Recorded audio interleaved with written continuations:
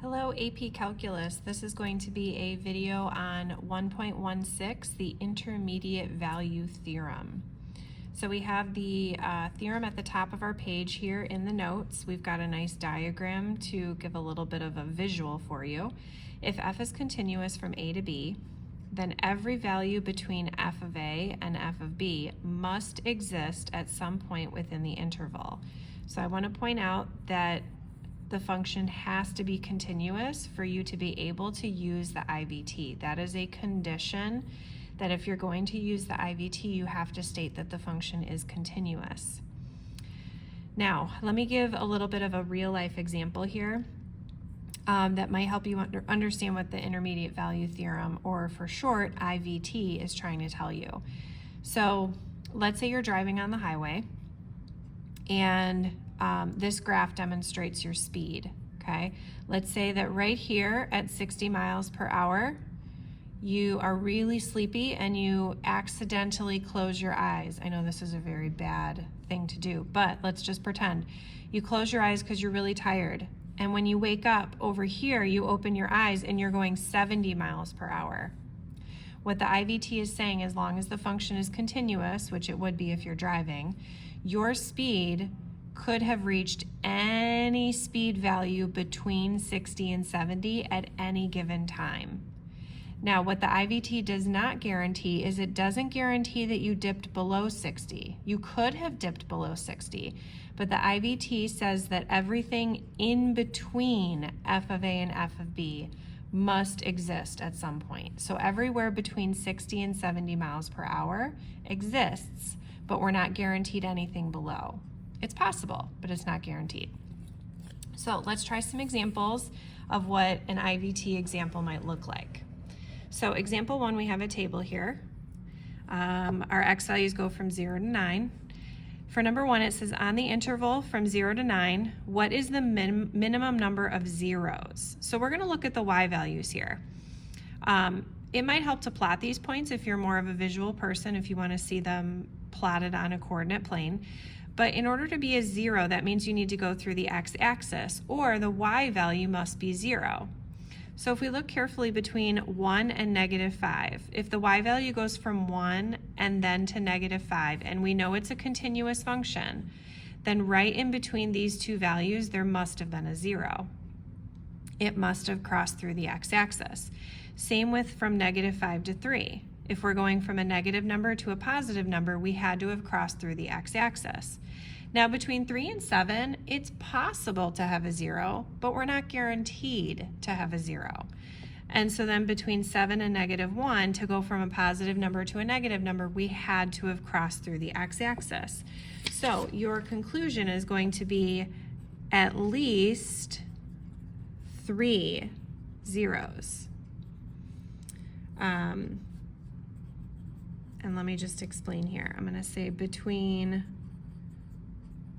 x equals 0 and x equals 3, and then also between x equals 3 and x equals 4, and then lastly between x equals 8 and x equals 9.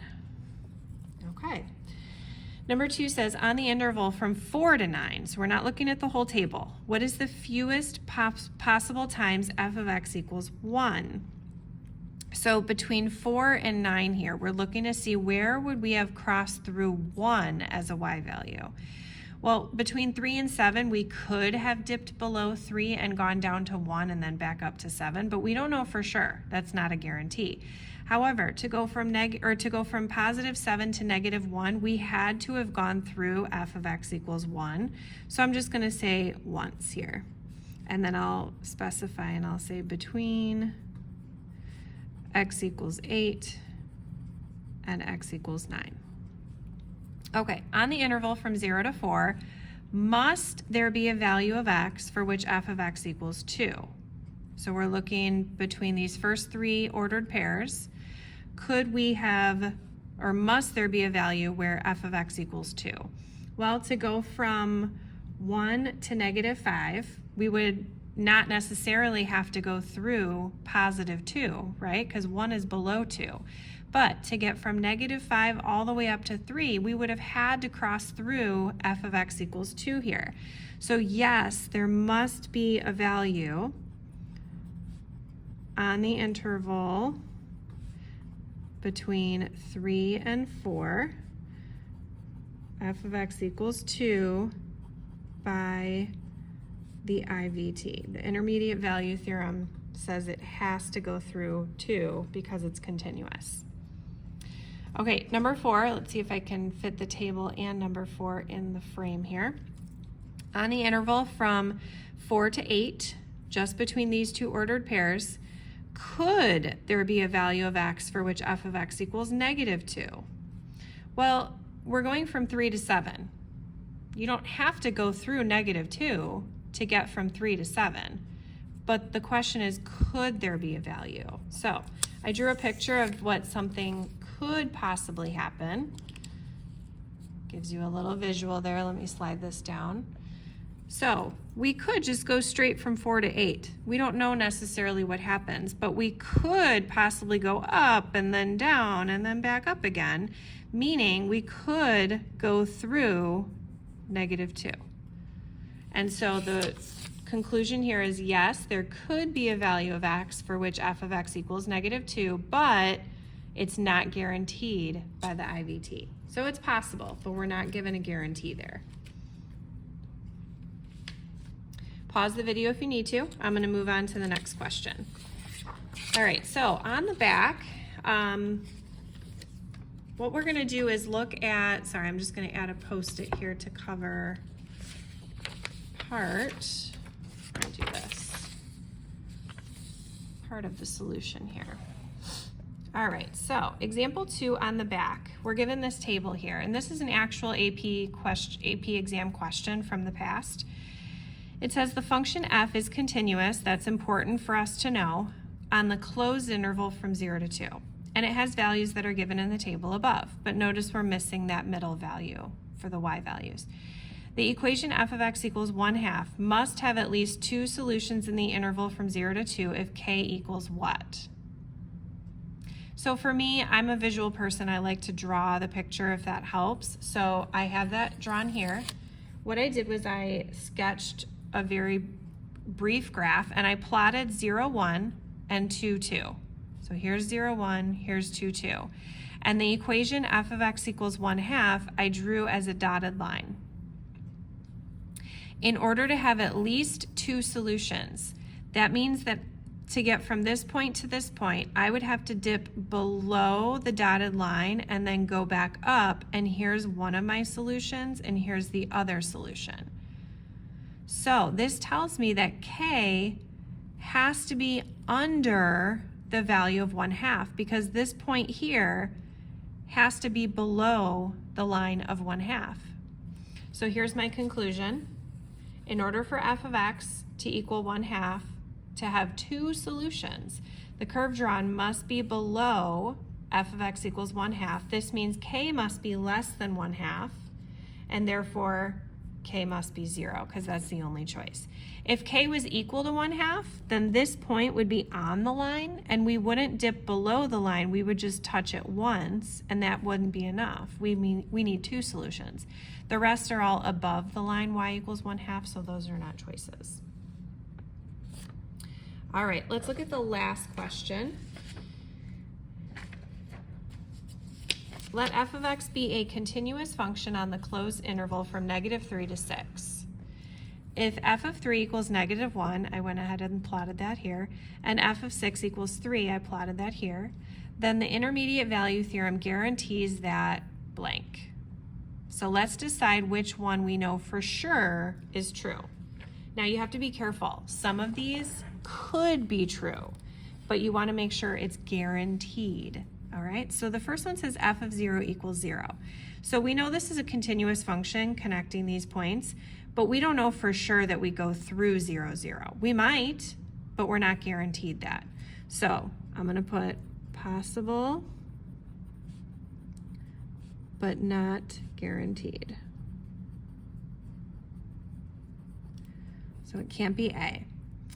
The derivative equals 4/9 for at least one c between -3 and 6. So if I were to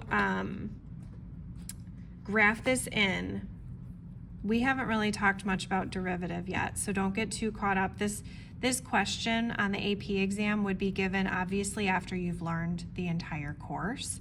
And we haven't necessarily done derivatives yet, so I don't want to get too caught up on this particular part. This is actually true, but it's not because of the IVT. So I'm going to just put here, this is true, but not because of the IVT. I don't want you guys to get too caught up on this because we haven't learned derivatives yet, but it says the intermediate value theorem guarantees that, and although this is true, it's not because of the IVT, so that's not a correct answer choice either. And we'll get into derivatives more in Unit 2. How about this? -1, or f of x would be between -1 and 3 for all x between -3 and 6. So while we might think, well, yeah, that's definitely true because right now we're starting at -1 and we're going up to 3, but we could go below and we could go above. We don't know for sure. And so I'm just going to put here that f of x could go below -1 or above 3. And so we don't know for sure that that's true either. How about f of c equals 1 for at least one c value between -3 and 6? Now you guys, anytime they're talking about c values for the intermediate value theorem, these are x values. Okay, so they're basically saying there's some x value here from -3 to 6 where the y value equals 1 for at least one x value between -3 and 6. That has to be true, you guys, because here's f of x equals 1, okay? And they're saying that there's got to be at least one x value where we do go through this dotted line. And that has to be true because whether we go up and down and up and down, whatever, we have to get from this point to this point, we have to go through that dotted line. So D is the correct answer choice by the IVT. So I'm going to put yes, IVT guarantees this.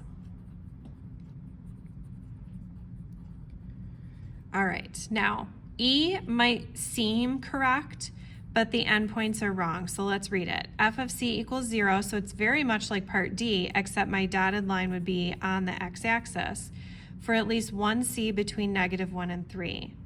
If they had the correct endpoints here from -3 to 6, then part E would be correct as well, but these are the y values. And the IVT doesn't say anything about random y values like that. It has to be the interval that you're provided, which in this case is from -3 to 6. So those are the wrong endpoints. All right, and that's our last IVT practice problem. So I hope the IVT makes sense, and you guys can let me know if you have any questions when I see you next. Thanks for watching.